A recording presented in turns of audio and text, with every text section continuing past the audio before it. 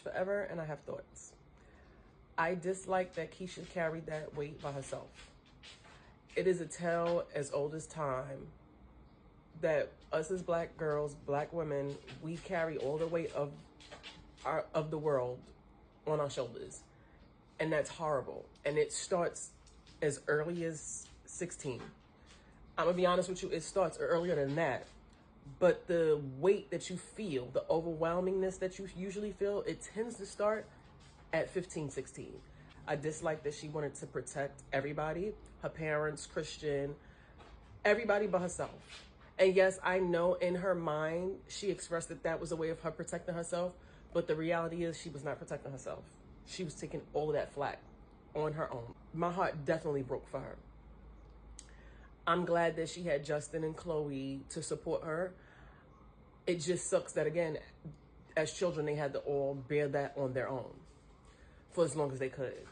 I loved that Justin forgave her for her past and didn't let her be defined by her past. I feel like a lot of times children are not allowed grace to be able to make mistakes and move forward. And I'm saying that even with the parent, the mom they bumped into at Martha's Vineyard and expressed it. That is the reason why I feel like children cannot always move past their mistakes, because even if other children, their peers, forgive them, the adults are continuing the issues, which is reigniting that feud for the children's peers to continue to harm that child. This is true. This is from experience, from things that I've seen. This is why children cannot get past their mistakes for the most part. Children are me. I'm not going to negate that children are me.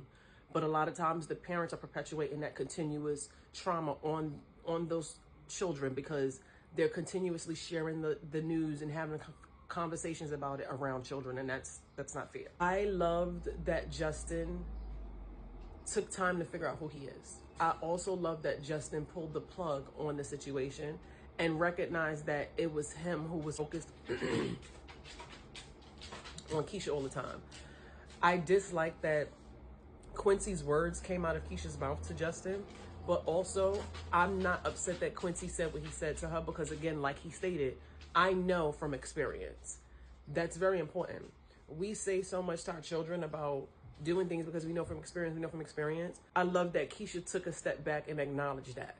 I hate that she spit it at Justin in the way that her father spit it at her, but I love that she spoke it up to him because it needed to be said because Justin's mom felt the same way.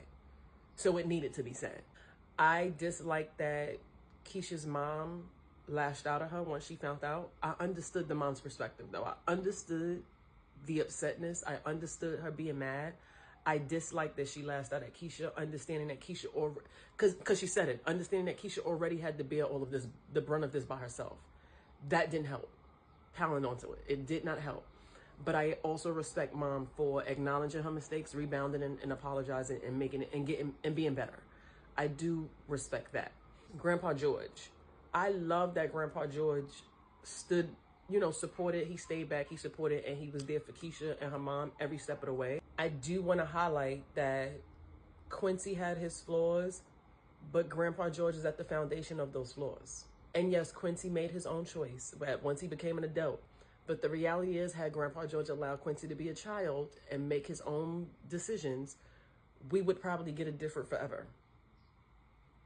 But I do want to highlight that. I appreciate Grandpa George for sticking around, but that's usually what grandparents do when they fuck up the first time. They try to second time around it and get better the second time. But I commend Quincy for acknowledging his F-ups. I commend him for that. Because although he did come off like, I'm the man, 20 grand, as time progressed in the show, you've seen Quincy acknowledge who he is and his mess-ups. And I love that because a lot of times we don't show that. Black men acknowledge their mess-ups and they also acknowledge that they actively have to do the work in the middle of needing to do the work. I love that. Like, it was chef's kiss. I did not like how he pressed Justin, but again, Grandpa George stood 10 toes down. He came in and did what he needed to do. Also, I don't mean to be in nobody's business, but Quincy, Is Quincy and Mom Dukes hating it? Because why was Quincy there from literally July to Christmas? Okay. Anyway, Eric and Dawn. Eric and Dawn was an amazing vision of parenting.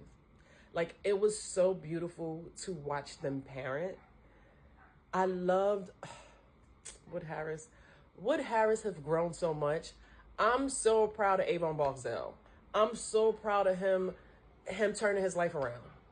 Finding Sister Dawn. I love that Eric protected his children. He protected his wife. I love that he put his foot down, and it never felt like he was being pulled from both ends. He was like, listen, y'all not about to do that. I'm about to tell you what y'all need to hear, and y'all gonna make it do what it do. I love that. And it showed that he walked that path, because they wouldn't have easily respected that had he not walked that path. And we all know Avon. We've seen Barksdale. We know he walks that path. Dawn. I loved Dawn. Dawn represents the perfect dichotomy of parenting. Because although she knew her son was black in America, she also only knew one way to help him succeed. In her mind. And that's even being married, her and her husband being successful in their own right, her having a degree and going the college route, him going the route of entrepreneurship and being successful. It made so much sense watching her be a parent and parenting. It was just like, oh my gosh, this is really how parenting is. You have to constantly be like, I got to do this, I got to do that to make sure you don't fail. But I felt like it was a little upsetting to watch her push him and be like, this is all I know. And, you know, basically probably traumatize him because she didn't believe in him. But I also felt like, again, that is the dichotomy of parenting, because it's not always you don't believe in your child. You always want the best for them, the best you know how. And that was the best she knew how. And it scared her because, again, she's sending him into a world that she know hates him. Even when it was time for him to drive the car, it was just a lot. I love that she allowed him to have that space when she found that his heart was broken. I love the way she protected him when she seen Christian, when they all met up at after the game, how she protected Justin and expressed to him the importance of respecting himself no matter what. I think that's so important.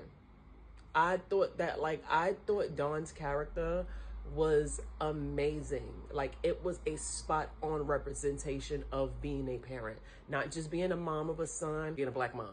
That is what she represented. She represented the perfect dichotomy of black mom.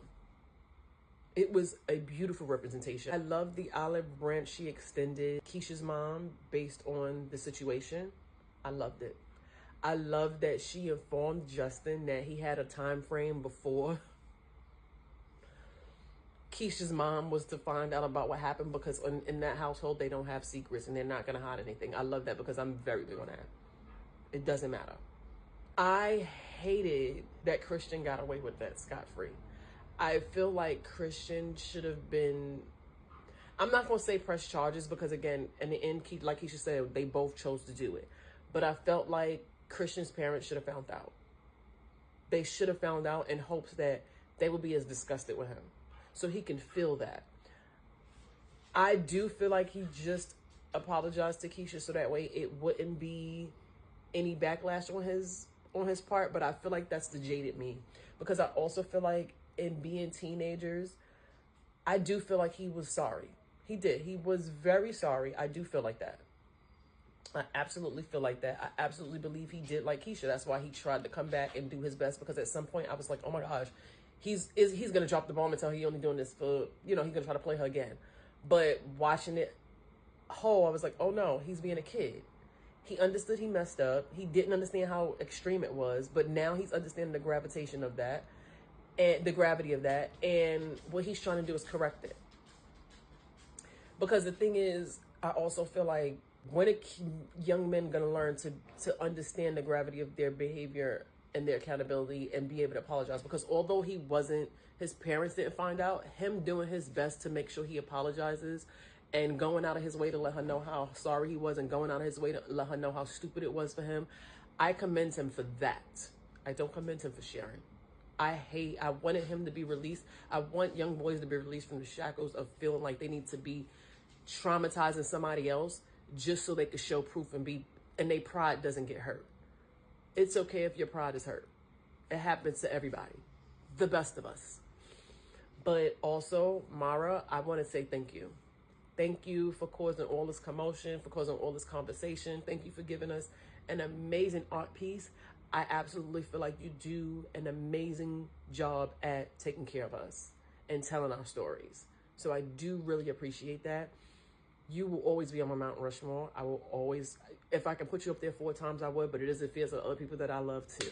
So thank you so much for giving us this art. Thank you so much for continuously taking care of us. Let me know what you think of your review of Forever.